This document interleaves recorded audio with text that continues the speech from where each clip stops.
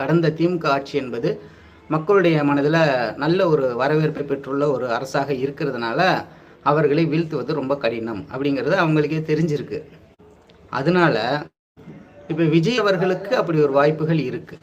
ஏன்னா இன்னைக்கு இளைஞர்களும் சரி, மாணவர்களும் சரி, ஒரு குறிப்பிட்ட சதவீத மக்களும் சரி விஜய் அவர்களை ஆதரிக்கக்கூடிய மனநிலையில் இருக்கிறாங்க. அப்படிங்கும் பொழுது திமுகவுக்கு சரியான ஒரு எதிர்கட்சியாக தாவேகா மாறும் என்பதை பாஜக கணக்கு போடுறாங்க. அதை எதிலிருந்து கணக்கு போடுறாங்க அப்படின்னாக்கா, விஜய் அவர்களுக்காக கூடக்கூடிய கூட்டம்.